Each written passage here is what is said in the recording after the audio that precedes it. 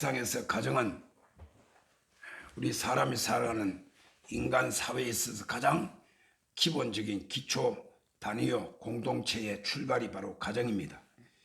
이 가정은 사람이 세운 것도 아니요 인간의 어떤 의지에 의해서 좌우되는 것도 아니고, 가정은 바로 사람을 창조하신 창조자 하나님께서 이 가정이란 제도를 세우신 것입니다. 하나님께서 인간에게 우리에게 명령하시고 우리에게 베풀어 주시는 그 모든 은혜와 사랑과 축복과 행복이 바로 이 가정이라는 복음자리를 통하여서 우리에게 나타나고 이루어지게 되는 것입니다. 특별히 하나님께서 창세기 1장에서 사람을 창조하시고 난 다음 제일 먼저 그들에게 명령하시고 복을 허락해 주시는데, 그것이 뭐냐? 따라합시다. 생육하고 번성하여 땅에 충만하라. 자, 이 명령이 이루어지고 이 명령이 수행되는 장소가 바로 어디냐? 바로 가정입니다. 그래서 이 가정의 핵심은 여러분 이미 다 알고 있지만은 부부입니다. 여러분 각자가 자라나가지고 청년이 되고 어느 정도 이렇게 성장하게 되게 되면 한 남자와 한 여자가 서로 사랑하게 되고 만나서 가정을 만듭니다. 가정이라는 그 단위의 가장 기본적인 바로 핵은 바로 부부예요. 남편과 아내, 부부 관계입니다. 그래서 남편과 아내가 만나서 가정을 만들면 그게 자연적으로 자녀가 태어나게 되는 것입니다. 그러게 되면 이제 부부 관계, 부모와 자녀와의 관계가 만들어지게 되고 점점 가정이 확장되고 발전되어 가는 것입니다.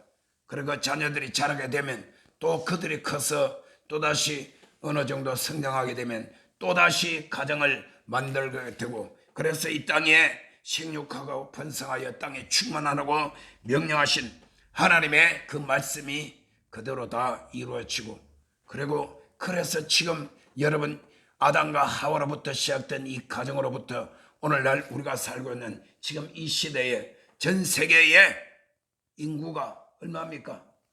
75억 이상 된다는 말은 벌써 수년 전에 있었던 얘기입니다. 이제는 앞으로 얼마 안 가서 80억이 될 수도 있을 것입니다.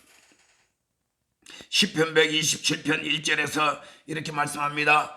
야훼께서 집을 세우지 아니하시면 세우는 자의 수고가 헛되며 야훼께서 성을 지키지 아니하시면 파수꾼의 경성함이 헛사로다, 이렇게 말을 하고 있습니다. 여러분 우리 집, 여러분 집, 가정, 이것을 하나님이 세우신 것입니다. 또 여러분 내 인생이라는, 내 개인이라는 인생의 성이 있어요. 여러분 각 가정이라는 가정의 울타리가 있고 성이 있단 말이에요. 한 국가와 나라가 있으면 그 나라를 둘러싸고 있는 국경선이 있고 거기에 성이 있듯이, 그런데 이것을 누가 지켜주시느냐? 바로 하나님이 지켜주십니다. 할렐루야. 하나님이 가정을 세워주시고 하나님이 그 성을 지켜주셔야만 온전한 가정이 되고 온전한 그리고 평안한 성이 될 수 있다는 사실을 말씀하고 있는 것입니다. 그렇게 하려면 하나님께서 사람을 창조하시고 가정을 세우시고 성을 지켜주시는 그 하나님의 명령과 말씀대로 따라가야만 내 가정도, 우리의 집도, 그리고 또 우리가 처해 있는 어떠한 울타리 크든 작든, 더 나아가서 우리의 국가라는 대한민국까지도 그게 참된 자유와 평안과 그리고 행복과 형통함이 있게 될 줄로 믿습니다. 할렐루야. 어떤 물건을 만들면 그 물건을 만든 사람이나 그 회사가 이 물건은 어떤 재질이며 이 물건은 어떻게 사용하라고, 문제가 있으면 어떻게 하라고 하는 상품 설명서가 있듯이, 여러분 사람을 창조하신 하나님께서, 가정을 만드신 하나님께서, 성을 세우신 하나님께서 이렇게 하라고 설명해 주시고 명령해 주신 그 말씀을 따라서 우리는 나아가면 하나님께서 우리에게 허락해 주신 모든 은혜와 사랑과 복을 우리는 충분히 누릴 수 있게 되는 줄 믿으시길 바랍니다. 그러면 오늘 먼저 부모와 자녀 간에서 하나님께서 명령하시는 말씀을 한번 들어보고자 합니다. 따라합시다. 첫째로 자녀들아, 자녀들아, 여기서 자녀들아 그럽니다. 그럼 오늘 혜란아, 준영아 잘 들어라. 두 사람한테만 해당되는 아닙니다. 박동식 집사님도 해당되고 신현주 집사님도 해당되고 우리 김춘삼 씨도 해당되고 다 됩니다. 근데 저하고 우리 집사람은 지금 자녀들아 그러면 내가 섬길 부모가 안 계셔요. 부모님이 벌써 다 돌아가셨어요.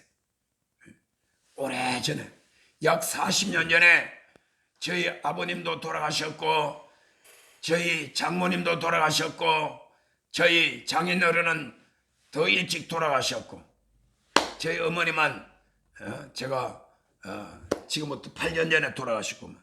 8년 전에. 그리고 지금은 아무도 안 계시.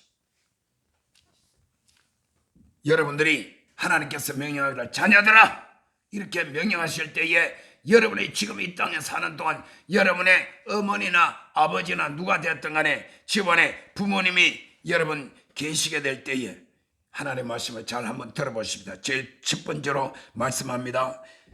따라합니다. 주 안에서 부모님께 순종하라. 부모님께 순종하라고 말씀하고 있습니다. 여러분 순종이란 것은 영어로 말하면 obey라고 이렇게 우리가 말을 하는데 부모님의 말씀이나 어떤 행위에 대해서 나의 반응을 나타내는 것을 말합니다. 아니요, 아닌데요, 안 할래요, 못하겠어요 이런 식으로 하지 말라는 것이죠. 이것은 불순종이죠. 우리가 부모님께 순종하라 그러면 어릴 때만 순종하라는 말입니까? 아니죠.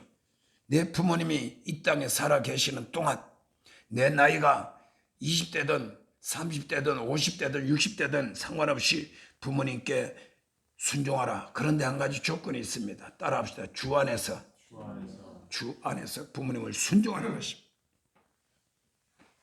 절대로 부모님께 대꾸하거나 대적하거나 거절하지 말라는 것입니다. 시키는 대로 어떤 말이라든지 어떤 행동이라든지 내가 따른다는 것을 순종한다는 것입니다. 그런데 항상 우리가 알아야 될 것은 주 안에서라는 말을 잊지 마시길 바랍니다. 할렐루야. 내 자신도 주 안에서 순종해야 되고 우리 부모님도 역시 주 안에 있게 만들어야 돼. 할렐루야. 효도 가운데서 가장 큰 효도가 뭐냐? 천국 보내드리는 거예요. 할렐루야. 여러분 우리 여기서 보면 부모님께 어디 뭐 좋은 여행을 보내드리고자 하는 분들이 내가 보면 여기에 별로 없는 것 같아요. 뭐 우리는 없고 박 집사님도 부모님이 뭐 연세가 이제 70대인데 그 연세가 되면 어디 먼 해외 뭐 장기 여행도 다니기가 불편하고 힘들어요. 건강도 안 따라서. 우리 김춘환 씨 내가 볼 때 진짜 천국 보내드릴 날이 점점 임박하고 있는지 연시가 벌써 90을 바라보고 있잖아요. 90. 작년에 86세였는데 원래 87세요. 조금 더 있으면 90세가 다 된다고. 이제는 천국 가실 그 날이 점점 가까우고 있기 때문에 어떻게 하든지 우리의 부모님으로 하여금 주 안에 있게 만들어가지고 그래서 우리 부모님으로 하여금 예수 그리스도를 믿고 영접하여 하나님을 잘 경외하고 섬길 수 있도록 만들어서 그 영혼이 구원받아 영원한 하늘나라 천국에 가시기를 주의 이름으로 축원합니다. 골로새서 3장 20절에도 이렇게 말씀하고 있어요. 자녀들아 모든 일에 부모님께 순종하라. 이는 주 안에서 기쁘게 하는 것이라. 할렐루야. 주 안에서 기쁘게 하는 것이 뭐가? 모든 일에 부모님께 순종하는 것입니다. 출애굽기 2장 12절에도 내 부모를 공경하라. 10계명입니다. 하나님께서 이스라엘 백성들을 애굽 땅에서 택하여 구원하여 광야로 데리고 나와서 시내 광야에 와서 온 이스라엘 백성들과 더불어서 모세를 통하여 언약을 맺게 되는 것입니다. 그 언약 중에 대표적인 것이 바로 두 돌판에 새겨진 10계명입니다. 10계명 가운데 제1계명부터 4계명까지는 하나님을 향하여서 우리가 어떻게 섬길 것인가를 말씀하라는 것이고, 그 다음에 제5계명부터 제10계명까지 6가지 계명은 인간에 대한 계명입니다. 그 중에 제일 첫 번째가 뭐냐? 내 부모를 공경하라는 말씀입니다. 그래서 우리는 주 안에서, 하나님의 말씀 안에서 순종하는 것이, 말씀을 떠나서 말씀 밖에 나가서 순종하라는 말이 결단코 아닌 것입니다. 제가 목회를 하면서 가끔 그런 얘기를 많이 들어왔습니다. 제가 예수를 믿을 건데 지금은 아니다. 좀 있다가 우리 시아버지, 시어머니 돌아가시면, 우리 누가 부모님이 돌아가시면 그때 내가 예수를 믿겠다. 돌아가시기 전에 내가 믿을 수가 없다. 무엇 때문에 여러 가지 핑계거리가 많고 말이 많이 있습니다. 여러분, 그게 잘못된 생각이에요. 그런 생각조차도 마귀가 갖다주는 아주 강개한 그런 꾀인 것입니다. 내 믿긴 믿을 텐데, 근데 언제 믿으란 말입니까? 기약이 없어요. 그리고 그는 믿으라고 한 것은 마귀가 딱 밑에서 발목을 잡고 어떻게 하든지 그때마다 믿지 못하게 만들고, 그래서 자기도 예수 못 믿게 만들고 부모님도 못 믿게 만드는. 아니, 부모님이 예수 믿고 장로님이나 안수 집사님이나 권사님이나 되게 계시면 오히려 부모님이 자녀들을 위하여서 너 빨리 예수 믿고 구원받으라고 전도할 건 아닙니까? 근데 부모님이 돌아가신 다음에 믿겠다. 그건 말이 성립이 안 되는 말이죠. 그러니까 그런 말은 나도 주님 안에 있지 못하게 하고 부모님 역시 주님 안에 있지 못하다는 것을 반증하고 있다는 사실인 것입니다. 그렇기 때문에 우리는 내 자신이 먼저 그리스도 예수 안에 분명하게 있어야 합니다. 할렐루야. 내 자신이, 내 영혼이 예수 그리스도의 십자가의 보혈로 죄사함을 받고 구원함을 받고 하나님의 자녀로 거듭나서 영원한 하나님의 나라 천국의 확신을 가지고, 구원의 확신을 가지고 내가 있고, 그리고 내 부모님을 주 안에서 하나님을 경외하고 주님을 섬길 수 있도록, 그렇게, 그것이 바로 전도인 것입니다. 나는 내 주위에 있는 많은 사람들이 부모님을 효도를 하는 그런 여러 가지 경우들을 많이 봅니다. 또 우리 또래가 되면 우리의 자식들이 부모에게 효도하는 것을 우리가 볼 수도 있죠. 우리 나이에 70대 들어가지고 부모님을 모시고 있는 분들은 많지 않아요. 가끔 있는 것입니다. 그러나 70대가 되면 대체로 그 자녀들이 어머니 아버지를 효도를 하고 섬기는 그런 사례들이 많이 있는 것이죠. 이런 말 저런 말 많이 들어봅니다. 그런데 여러분, 이 땅에서 자녀들이 돈을 벌고 열심히 수고하고 힘쓰고 애써서, 그래서 돈을 모아가지고 부모님을 어디 효도 관광을 시켜드리고 아니면 좋은 어떤 옷을 사드리고 뭐 호강시켜드리려고 여러 가지 하는, 그거 다 좋습니다. 그러나 여러분, 이 땅에서 아무리 잘해드리고 아무리 맛있는 음식 좋은 옷을 갖다 드리고 그리고 좋은데 여행시켜드린다 할지라도 예수 믿지 않게 하면 얼마 있지 않아서 영원한 지옥에 떨어질 수밖에 없어요. 그것은 자명한 사실인 것입니다. 그렇기 때문에 우리 예수 믿는 사람들은 가장 급선무, 가장 중요하고 가장 급하게 해야 될 일이 뭐냐? 우리 부모님이 예수 믿고 구원받게 해요. 할렐루야. 우리 혜란이나 은채나 준영이 같은 경우는 그것도 감사해도, 왜?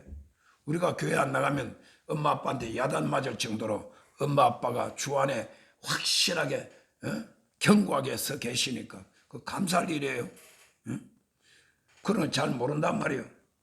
그런데 어떤 경우는 부모님이 예수 믿는 것을 그렇게 반대하고 핍박도 하고 그렇게 해가지고 교회 못 나가도록 그냥 강압적으로 해도 예수 그리스도를 믿고 구원받고 내 안에 예수님 계시고 성령님이 계시니까 내가 주님을 열심히 섬겨야 되겠다는 믿음 가지고 환난이나 핍박이나 공고나 여러 가지 고난 당하는 가운데서도 열심히 교회 생활하고 예수 믿으려고 하는 그런 사람들, 그런 믿음을 보면 아주 굳건 믿음이 되게 되었어요. 저 야생화처럼 한밤에 찬이슬 맞아가면서 비바람을 맞아가면서 그것을 뚫고 일어나가서 꽃을 피우며 그 꽃이 얼마나 아름답고 그리고 생명력이 강하고 그리고 향기를 토할 것이 아닙니까? 이런 믿음이 있다. 그러니까 우리 부모님이 그래서 예수 안에 있으면 오히려 더 크게 감사할 일이고 더 열심히 잘 믿어야 된다는 것입니다. 그래서 여러분 주 안에서 부모님께 순종하는 것이 자녀들아 두 번째 따라합니다. 부모님을 공경하라. 공경하라는 것은 영어로 말하면 아너라는 단어를 쓰고 있습니다. 아너. 공경하는 것은 내가 자발적으로 주체가 되어서 내가 부모님을 섬기는 것을 말합니다.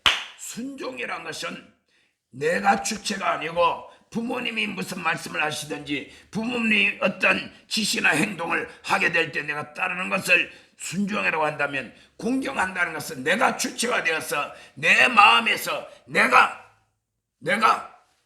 주체적으로, 내가 자발적으로, 그리고 내가 앞장서서 내 스스로 부모님을 잘 섬긴다는 것입니다. 그래서 부모님을 공경할 때 세 가지로 연결이 됩니다. 마음으로 공경하라, 첫째로는. 두 번째는 내 말과 언어로서 공경하라. 세 번째, 내 생활 속에서 행동으로 공경하라. 이 세 가지가 다 들어있습니다. 마음으로 공경하라. 마음으로 공경 뭡니까? 내 마음속에 늘 우리 엄마 아빠 부모님에 대해서 내가 존경하고 사랑하고 마음으로 공경한다는 것입니다. 여러분, 사람이 살면서 부모님을 원망하고 불평하고 혹은 그냥 대적하고 그 다음에 부모님께 대해서 아주 적대시하는 그런 사람, 그런 마음, 그것은 참으로 그것은 불행한 것입니다. 그런 사람들이 적잖아 많습니다. 우리 주위에 보게 되면. 여러분, 자식이 부모님한테 누가 날 낳아달라 그랬느냐 그러면서 대적하는 거 아주 못된 것이죠. 철이 없어서 물론 그런 말을 하겠지만은 그런 말을 하는 것은 절대로 그는 용납 안 되는 것입니다. 부모님이 나를 잉태하여서 낳아가지고 키워준 것을 생각해 보면 그는 자기가 자라가지고 부모가 돼봐야 한다 그러잖아요. 가끔 하다가 되게 속쓰이면 네가 장가 들어가서 네 같은 아들 꼭 낳아봐라. 아니면 딸내미가 그렇게 속쓰이면 네가 시집가서 네 같은 딸 낳아가지고 한번 키워봐라. 이렇게 말을 하죠. 그런 부모가 너무나 답답하니까 하소연하는 것입니다. 꼭 그렇게 되라는 말이 아니라 하소연한다는 것이. 왜? 그걸 모르니까. 아직까지 깨닫지 못하니까. 그래서 여러분, 내 마음으로 부모님을 공경할 줄 알아야 되는 것입니다. 아니, 공경이 안 되는 원망 불평, 그러니까 회개해야죠. 내 마음속에 부모님에 대해서 원망과 불평, 이거는 원수 마귀 사탄이 갖다 준 생각이요, 하나님이 저와 여러분에 준 그런 은혜의 마음이 아닌 것입니다. 그래서 내 마음속에 부모님께 대해서 원망 불평이 나오거나 나사렛 예수 여러분의 명언이 이 원망하게 하고 불평하게 하는 더러운 귀신을 떠나가라, 이렇게 단호하게 물리치시기를 바랍니다. 말로서 공경해야 돼. 말로서 우리가 어릴 때 철이 없을 때 함부로 말을 할 때가 있어. 이거 따지고 보면 그 부모님이 또 말을 함부로 하니까 그런 말을 듣고 자라니까 또 함부로 말을 하게 되는 것이에요. 뭐 부전, 자전, 모전, 여전 뭐 이런 말을 하듯이 내려오는데, 어쨌든 우리는 남의 핑계 대지 말고 오늘 하나님께서 명령하시는 대로 내 부모님을 말로 공경하는 여러분 모두가 되시기를 주의 이름으로 축원합니다. 더 나아가서 이전의 생활 속에서 내가 행동으로, 다시 말하면 내 물질로 환경적으로 부모님을 공경해야 되는 것입니다. 내가 어릴 때는 부모님께로부터 내가 보호를 받고 양육을 받고 그래서 내가 자라나지만은 이제 청년이 되고 어느 정도 세월이 지나서 결혼을 해가지고 가정을 꾸리고 그러면 그때부터 부모님한테 더 이상 먹고 마시고 이 땅에 살아가는 모든 일에 손 벌리지 말고 스스로 자립해가지고 열심히 일을 하고, 그래가지고 크든 작든 간에 일마다 때마다 부모님을 공경할 줄 알아야 돼. 뭘로? 빈손으로 하지 말고 물질로. 그러다가 점점 더 세월이 지나면 부모님이 뭐 사람이 한평생 항상 똑같습니까? 세월이 다 지나가면 다 젊은 사람이 장년이 되고 장년이 되면 노년이 되고 그래서 인생의 황혼기가 다가오게 되는 것입니다. 어느 정도 70대가 들어서게 되면 큰 회사나 큰 어떤 기반이 잘 돼 있는 사람 아니면 대부분 다 경제력이 스스로가 살아가기가 쉬워지지 않습니다. 그때부터는 자녀들이 이제 부모님을 공경합니다. 그러나 부모님이 연세가 많아도 자녀들한테 전혀 손벌리지 아니하고 오히려 손주들한테 용돈 탁탁 주가면서 이렇게 사는 분도 요즘 많이 계시는데 그런 자녀들은 그래도 천만다행인 거예요. 그렇지 않으면 부모님을 잘 모셔야 되는 것입니다. 사람이 살면 밥만 먹고 사는 것이 아니라 몸이 병이 들면 병원에 갈 일도 있고 육신의 건강을 유지하기 위하여서 잘 보살펴 드려야 될 일들도 있는 것입니다. 그래서 부모를 공경한다는 것은 내 말로만 마음으로만 아니라 내 손으로 그리고 내 삶으로 내 모든 경제생활 활동 가운데서 부모님을 잘 섬겨 드려야 되는 것입니다. 그런데 성경에 보게 되면 예수님께서 서기관과 바리새인들을 향하여서 강하게 책망을 하고 경고를 한 그런 말씀들이 많이 나옵니다. 그 가운데 특별히 마태복음 15장 여기에 말씀해 보게 되면 우리 한번 따라합시다. 고르반 이 고르반이라는 그런 말씀이 나옵니다. 여기에 마태복음 15장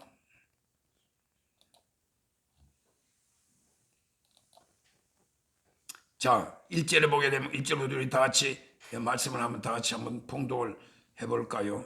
6절까지 우리가 한번 봉독합시다. 시작. 그때에 바리새인과 서기관들이 예루살렘으로부터 예수께 나와 이르되 당신의 제자들이 어찌하여 장로들의 전통을 범하나이까? 떡 먹을 때에 손을 씻지 아니하나이다. 대답하여 이르시되 너희는 어찌하여 너희의 전통으로 하나님의 계명을 범하느냐? 하나님이 이르셨으되 내 부모를 공경하라 하시고 또 아버지나 어머니를 비방하는 자는 반드시 죽임을 당하리라 하시거늘 너희는 이르되 누구든지 아버지에게나 어머니에게 말하기를 내가 드려 유익하게 할 것이 하나님께 드림이 되었다고 하기만 하면 그 부모를 공경할 것이 없다 하여 너희의 전통으로 하나님의 말씀을 폐하는도다. 자, 여기에서 5절에 보면 누구든지 아버지에게나 어머니에게 말하기를 내가 드려 유익하게 할 것이 하나님께 드림이 되었다고 하기만 하면 그 부모를 공경할 것이 없다 하여 너희의 전통으로 하나님의 말씀을 펴는. 자, 너희의 전통이 뭐냐? 이것을 우리 부모님께 드려서 유익하게 할 것을 하나님께 드리면 부모님께 안 드려도 된다. 이것을 고르반이라고 말을 해요. 고르반이라고. 이 고르반으로 하는 이것이 너희의 전통이라. 사람이 만든 전통이라 이 말이에요. 장로들의 유전, 사람의 계명, 인간의 가르침을 말한 것이 그 당시. 이것은 예수님이 가르친 것도 아니고 하나님께서 모세를 통하여 계명으로 주신 말씀이 아니단 말이에요. 사람이 만들어놓은 그런 고르반이라는 전통, 이것이 하나님께서 만드신 전통 뭐요? 내 부모를 공경하라. 할렐루야. 이건 하나님 명령이에요. 하나님 명령을 피해버린다 이거예요. 이것을 예수님께서 지적을 하고 그들에게 경고한 것입니다. 자, 내가 평소에 매달마다 부모님께 뭐 10만 원이든 20만 원이든 30만 원이든 내가 생활비를 내가 드리기로 작정하고 매월 드린다고 합시다. 나뿐만 아니라 우리 형제들이 있으면 서로 의논해가지고 또 그런 경우가 있죠. 아들 딸 해가지고 얼마씩 우리가 생활비 드리자, 용돈 드리자 이렇게 그렇게 하는데 교회에서 부흥회를 하는데 은혜를 받아가지고 내가 부모님께 드려야 될 이번 달에 용돈 30만 원 정해놓고 드린다고 칩시다. 그런데 이번에 내가 감동을 받아 30만 원 헌금을 했어. 부모님께 30만 원을 드리면 그것이 부모님께 유익한 거잖아요. 근데 그것을 하나님 앞에 드렸어. 그러면 하나님이 더 높으신 분이니까 부모님한테 안 드려도 된다. 이것을 고르반이라고 사람들이 정해놓은 전통이라 이거. 이런 식으로 하지 말라는 거예요. 부모님께 드릴 것을 부모님께 드리고 하나님께 드릴 것은 하나님께 드리고. 할렐루야. 여러분은 그런 믿음의 확신과 하나님의 가르침을 분명하게 알아야 되는 것입니다. 그런데 여러분, 부모님은요, 한 가지 알아야 될 것은 언제든지 내 자녀가 성공하고 돈 많이 벌고 형편이 나아지고 모든 것이 여유가 생겨서 이제는 내가 부모님을 한번 효도를 해야지, 부모님을 섬겨야지, 그럴 때까지 기다려주지 않는다는 것이에요. 부모님은 내가 다 할 만큼 해가지고 준비해가지고 부모님을 해드리겠다. 그때까지 못 기다려요. 언제 어느 때에 인생을 마감할지 모른다는 사실인 것입니다. 그렇기 때문에 여러분들이 할 수 있는 때, 내가 어린 우리 준영이처럼 학교 다니고 중학생 그러면 중학생 내 학교 다니면서 하나님 말씀대로 부모님께 순종하고 부모님을 공경해야 돼. 물론 지금이야 부모님으로부터 돈도 타고 공부도 교육도 다 부모님 나를 시켜주고 옷도 사주고 뭐 먹여주고 입혀주고 모든 것 다 해주지만은, 그러나 지금 내 상황에서 내가 할 수 있는 하나님 말씀 주 안에 부모님께 순종하며 부모님을 공경할 수 있는 것을 공경해야 돼. 이 다음에 커가지고 내가 장가 들면 그때 가서 또 그때는 그때대로 또 순종하고 공경하고. 할렐루야. 이건 준영이가 아멘 좀 해야지. 가만히 입 다물고 쳐다만 보는 아멘. 우리 박지사 준영이 장가 가가지고 부모님 효도할 때 그때까지 좀 기다려야 되겠어. 자, 그래서 여러분, 우리 자녀는 정말 이렇게 부모님께 순종하고 공경해야 돼. 따라합시다. 이것이 약속 있는 첫 계명이다. 자, 자녀가 부모에게 할 것은, 자, 세 가지. 첫째로는 주 안에서 뭐하라? 순종하라. 두 번째, 부모를 뭐하라? 공경하라. 그러면 세 번째는 하나님께서 말씀합니다. 이것이 약속 있는 첫 계명이다. 그 무슨 약속이냐? 만일 내 부모를 주 안에서 공경하고, 그리고 주 안에 순종하고, 그 다음에 공경하면 내가 너에게 약속을 줄 것인데, 그 약속이 뭐냐? 두 가지다 말이요. 따라합시다. 땅에서 잘 되고 장수한다. 자, 땅에서 잘 되고 장수는 뭐요? 오래 사는 것이, 내 명대로 사는 것이에요. 천수를 누린다는 것이. 천수가 1000년 동안 산다는 말이 아니고 하늘 천차, 하늘에서 내려준 내 명대로 산다는 뜻이에요. 그래서 여러분, 이 모두 다 땅에서 이 땅에 사는 동안 잘 됩니다. 그래서 여러분, 우리가 하나님의 말씀을 정말 지혜가 있고 총명이 있는 사람은 눈치가 빨라야 돼요. 야, 하나님이 이러한 약속을 주셨구나. 그러니까 부모님께 주 안에 순종하고 공경하면 내가 땅에서 하는 일마다 잘 되겠구나. 할렐루야. 눈치가 빨라야 돼. 눈치가 빨라야 된다. 그래서 부모님을 주 안에서 순종하고 공경하면, 하나님께서 내 엄마 아빠가 잘해준다는 게 아니라 누가? 하나님이 잘 되게 해주신다는 것이. 여러분, 인생을 살면서 하는 일이 안 되고 이것도 저것도 하는 것마다 자꾸 앞길이 막히고 뒤집어지고 그렇게 하게 되면 한번 생각해 봐야 돼. 특히 우리 예수 믿는 사람들은 하나님 앞에서, 하나님 말씀 앞에서 우리 자신을 한번 살펴볼 줄 알아야 되는 것입니다. 하나님 말씀 보니까 부모님을 주 안에서 순종하고 공경하게 되면 이 땅에서 잘 되게 하신다고 했으니 내가 부모님을 잘 공경해야 되거든. 행여나 내가 부모님께 잘못한 것이 있지 않느냐 돌아보고 다시 돌이키면 되는 것이. 그 다음에 장수합니다.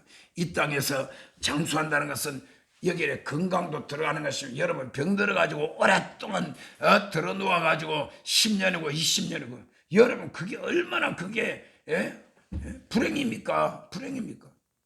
병 들어서 오랫동안 병원에 있다는 것은, 그것은 본인도 그렇고 다른 사람도 불행입니다. 그래서 내가 기도해주는 어떤 분은, 내가 그렇게 요즘 기도가 나와요. 2023년도에 들어와서 내가 기도, 하나님 아버지여, 이제는 어머니로부터 자유하게 하여 주옵소서. 그 어머니도 육체로부터 자유하게 주옵소서. 이런 기도가 나와요. 무슨 뜻이겠어요? 오랫동안 병으로 질병으로 고통당하는 그 자녀들이 어머니 모시기 너무 힘들어.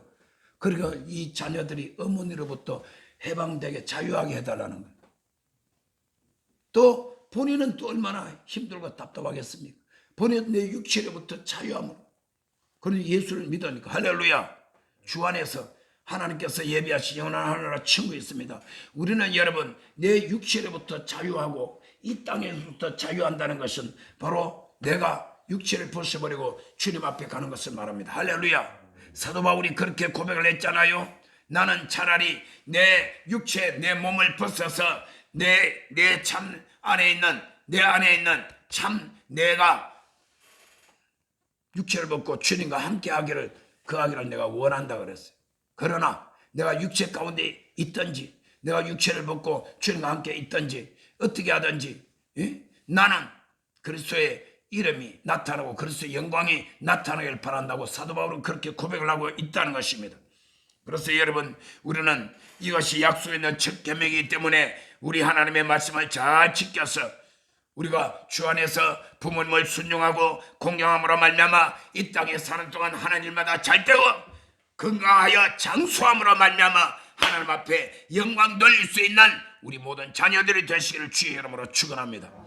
두 번째로는 부모들아 이렇게 말하셨습니다. 한번 따라합시다. 부모들아.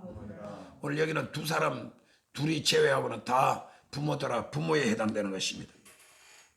에베소 6장 4절에서는 부모들아 이렇게 명령을 하고 있습니다. 이제 부모가 된 나도 여기는 해당돼요. 부모들아. 왜? 내 자식이 있으니까. 여러분 모두 다 자녀가 있으니까. 이렇든 저렇든 간에 나를 통해서 이 땅에 태어난 자녀가 있다면 우리가 이 하나님의 말씀에 귀를 기울이고 이 말씀을 우리가 한번 잘 우리는 한번 이해를 하고 말씀 앞에 우리 자신을 한번 살펴보시길 바랍니다. 제일 먼저 부모들아 따라합니다. 자녀들을 노엽게 하지 말라. 자, 오늘 사도 바울은 지금 감옥에서 에베소 교회를 향하여서 편지를 하면서 이렇게 지금 말씀을 하고 있는 것입니다. 부모들아 자녀들을 노엽게 하지 말라. 여러분, 자녀는 부모의 부속물이라든지 우린 여자분들이 온몸에 이렇게 때를 따라서 내가 차고 있는 액세서리 소유물이 아닌 것입니다.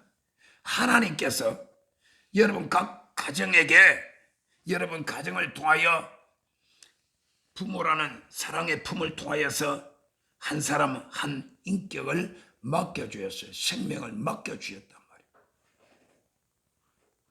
내가 이제 나 달라고 그랬습니까? 이런 말을 하면 그 불효죠.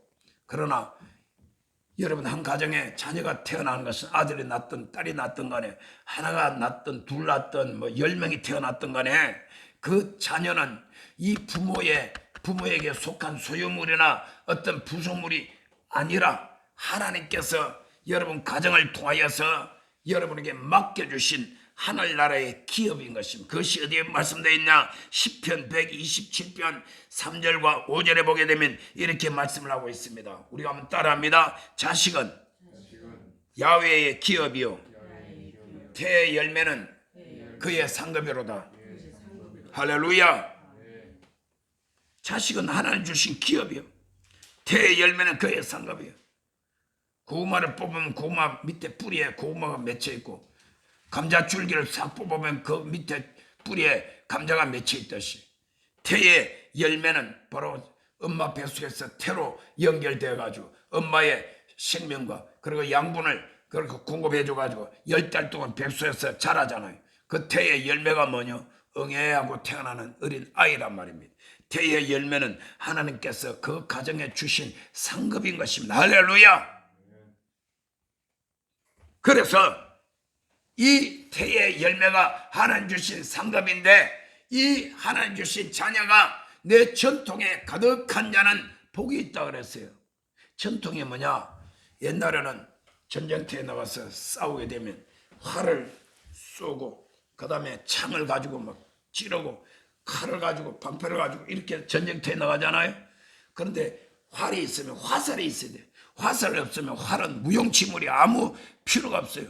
그래서 이 궁수가 활을 쏘는 이러한 전쟁터에 나간 군인이 전통에다가 뒤에 딱 메고 있습니다. 이 통이 있어요. 거기다 전통에 화살이 많이 있게 되면 화살을 많이 쏘니까 전쟁에 우리가 유리하고 전쟁의 무기가 강하잖아요. 그와 같이 집에 자녀가 많으면 내 전통에 화살이 많듯이 자녀가 많으면 그것은 하나님의 축복이라 그랬어요. 그런데 요즘은 참 불행하게도 우리 대한민국이 지금 위기에 처한 것이 뭐냐? 지금 자녀를 안 낳아요. 지금 이 평균 출산율이 뭐 0. 무슨 뭐 7 여기 말이 됩니까? 옛날에 우리 부모님들 몇 명 낳았어요. 우리 박 집사님 몇 명 낳았어요. 우리도 나도 뭐 5명인가 6명 낳았대요. 그래서 중간에 뭐 하나가 둘인가 죽었다고 그러는데 그래도 지금까지 살아있는 우리 형제들이 형님, 큰누님, 작은누님 나 4명이나 살아있죠.